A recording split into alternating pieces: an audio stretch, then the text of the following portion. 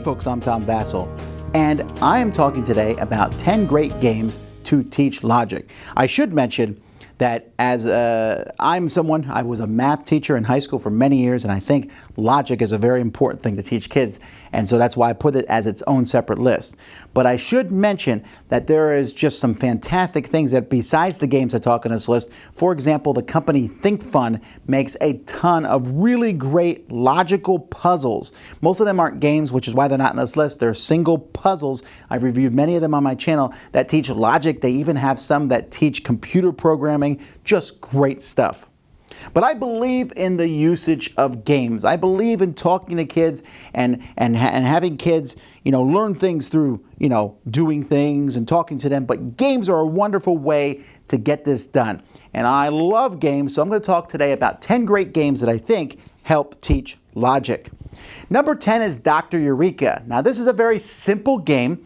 And it looks like a silly game as you have these beakers with these different colored balls in them. You'll flip a card over and you have to get the balls in the same formation as that picture as fast as you can. So you're pouring them one into another, so there's a little bit of dexterity involved, but you also have to say, okay, if I put the orange ball on top of this one, then this leaves this one free, and I can put the purple ball in here, and you have to think back and forth, what's the best way to get the balls in that order?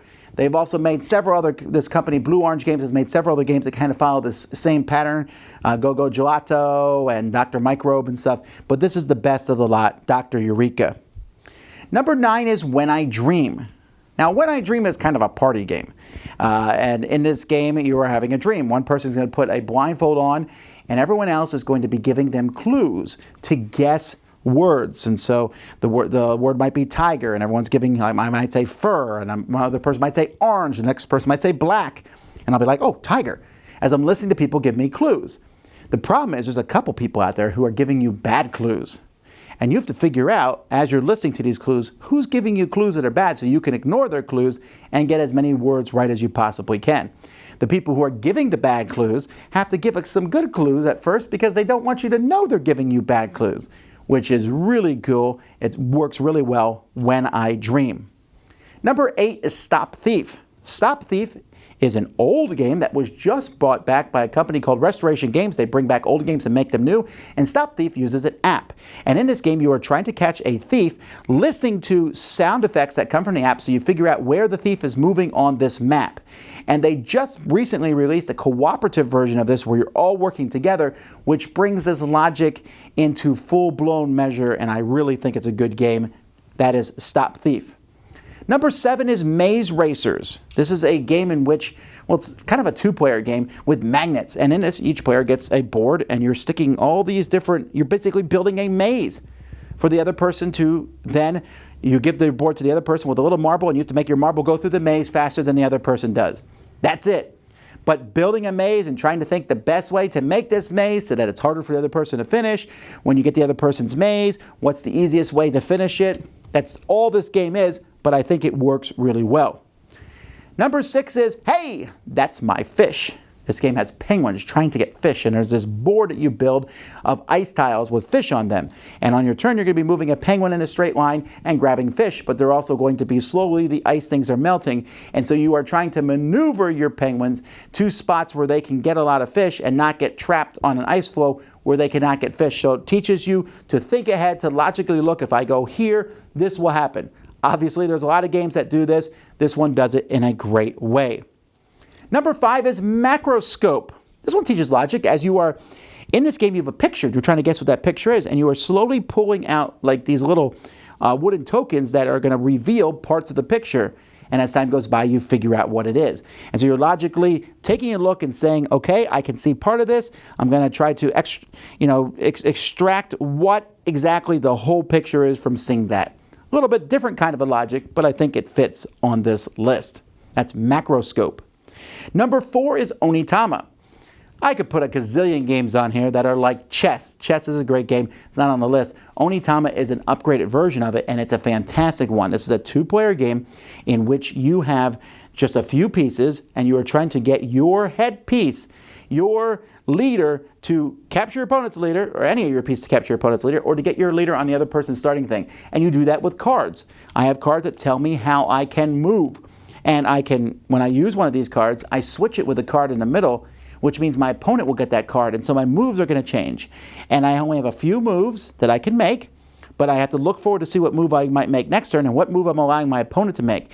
It's a very cool cat and mouse style back and forth game. And because the 5 cards that are used each game are going to be different, every game has a different feel. It's a great game, Onitama. Number 3 is Hanabi. Now, Hanabi is a cooperative game which has a really weird twist. The cards are facing everyone else. You know everyone's cards but your own. And you are slowly trying to build cards. It's about fireworks. As you're trying to build cards in numerical order, and you are asking each other questions and telling each other like you have 2 3s, and you have to figure out which of your cards are what, because on your turn you have to play a card down in a pile and it needs to be the right card. So you're giving each other clues and working together and listening to the clues other people are giving you to build these piles. Very stressful, but a good game. Number 2 is a whole genre of games. There's a big craze in the world right now for escape rooms, where you go into a room and try to figure out how to get out within an hour. Well, there are board games that do this too. There are 2 great series, Exit games, and then there are Unlock games. Both of these do the same thing in different ways, but you basically have a box, you open a box, and you have to figure out how to solve it. And you're using pieces. The Exit games have you drawing math problems and cutting things out and moving things around.